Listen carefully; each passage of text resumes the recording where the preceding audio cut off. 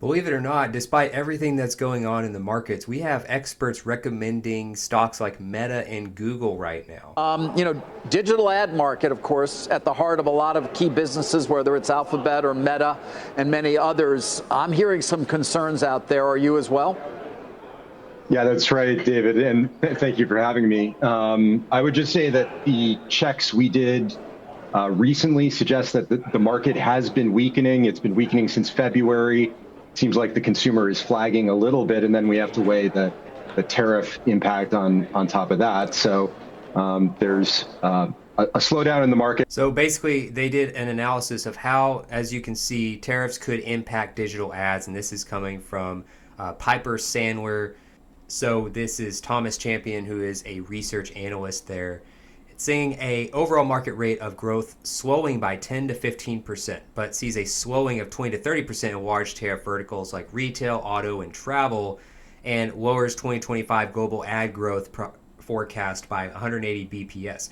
So the fact that eventually he's going to apparently recommend Meta and Google stock despite the slowing of digital ad growth going into the rest of the year and probably even in years to come is kind of baffling. But he's going to make his case here in a minute.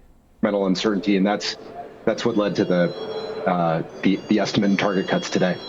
I mean, very hard to obviously know what it's going to look like, whether there will be, I guess, a significant glut of inventory in digital. Do you have any guesses here in terms of the commentary, how bad things could get? I think it's important not to go overboard here, and that's why we tried to frame it as we are getting more conservative in our estimates, but we're open-minded about outcomes into earnings season. Look, I think the point is when there's uncertainty, then advertisers pull back, and so we're likely to see more reserved spend. I think that's the main message. Yeah, I mean, you think about auto companies, for example, and what the pressures they're going to be under. They're large advertisers. We can go through any number of other ones, but I guess some of the top stocks, many of which Amazon, Google, and Meta were in the Magnificent Seven last year of some of the top growth stocks, and Meta, Google, Reddit, Amazon, Pinterest, and Snap all make a lot of money off of advertising. Amazon, of course, pretty much the biggest retailer in the world, if not one of the top three. And the rest of them are mostly social media related sites or search engines. So social media and search engines, the vast majority of their revenue usually comes from ads. And then they may make some products, like Google obviously has their own products that they make. They make like the Google Pixel phone and many other things. They have Google Drive. They have a lot of other products and services. Meta, they've gotten into VR products. They're getting into augmented reality glasses, but they're mostly known for Facebook. And Facebook and Google are two of the top companies. They've been two of the top companies for over a decade in terms of internet ads because they have more data than just about anybody. And the reason I bought stock in Google and Meta over a year ago is because they are positioned to have more data on consumers over the average person than just about any other company. What's one of the most valuable things a company can have? It's consumer data. And they're going to have Google is going to have your search history and all of that. They're going to have your emails through Gmail. You have Meta, who owns Facebook. Look at how much information is posted about people's personal life on Facebook. They like different pages. They post different updates of their family. They post their relationship status. There's all sorts of different things on Meta and Google specifically that make them basically the two kings of data. So I believe in them long term. The question is whether or not Piper Sandler can make a good enough argument to where you would want to buy right now with so much market volatility. Too early to really know at this point, right? I mean, are investors running for the hills a little too soon here then? Well, you look at some of these stock charts and that's what it looks like, so there's always a danger of an overcorrection in these situations. The names may simply outperform lowered expectations, and I think that's a setup possibility here. But there's no question the market's slowing. And so we do need to take that into account.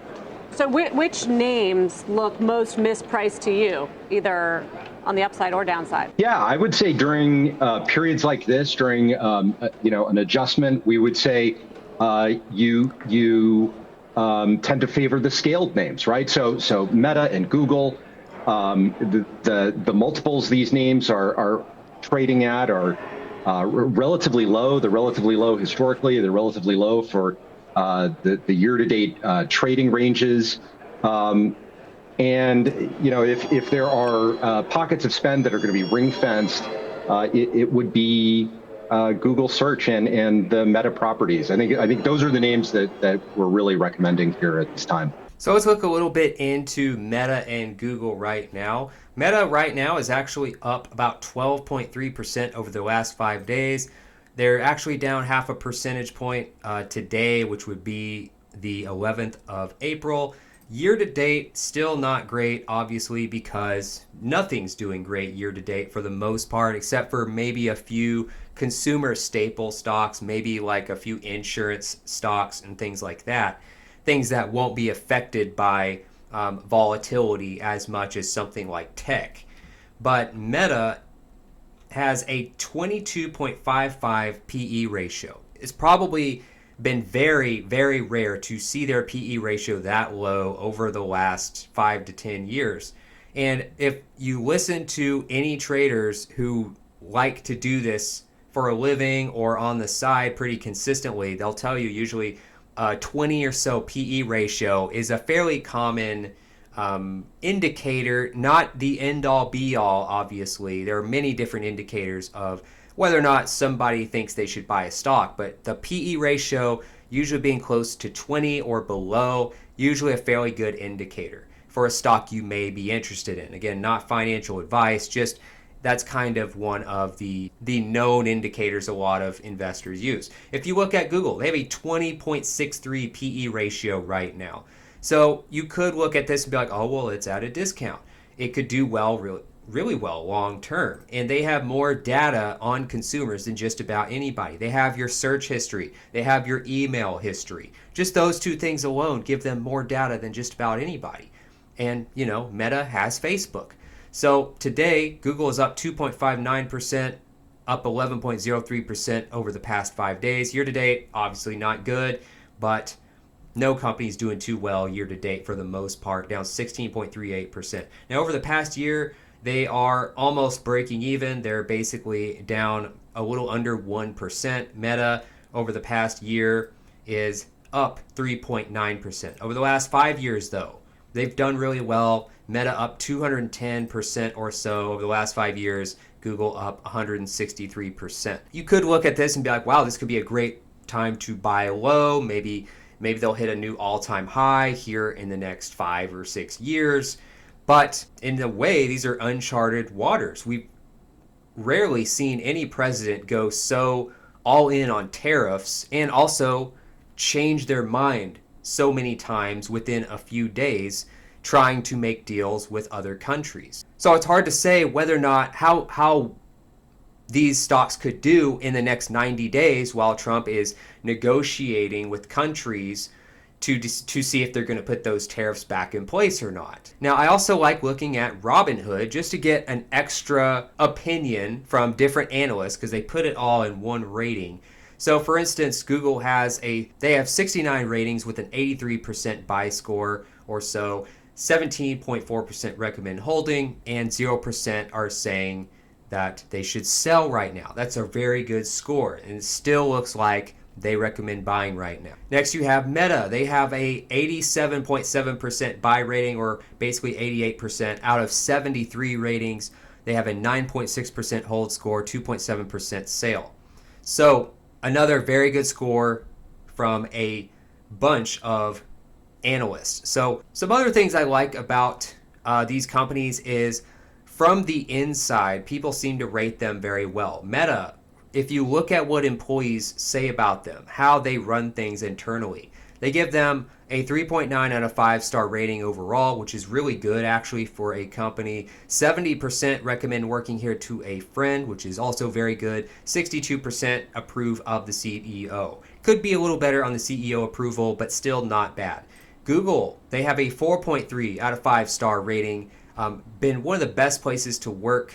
Also, Meta, same thing. They've actually been nominated for one of the best places to work many times over the last decade or so. So a lot of people seem to actually enjoy working here, despite what you may hear from the outside. 4.3 out of 5 stars. 84% recommend working at Google to a friend. Very high scores. And the CEO has a 76% approval rating, which is also very high for a CEO. Now, based on what's going on this year so far, just because we have a slight uptick the last few days doesn't mean that's going to last. There's a good chance that this could get worse. It's been very volatile. None of this is financial advice. I can't tell you what to do with your money. You should do your own research, of course.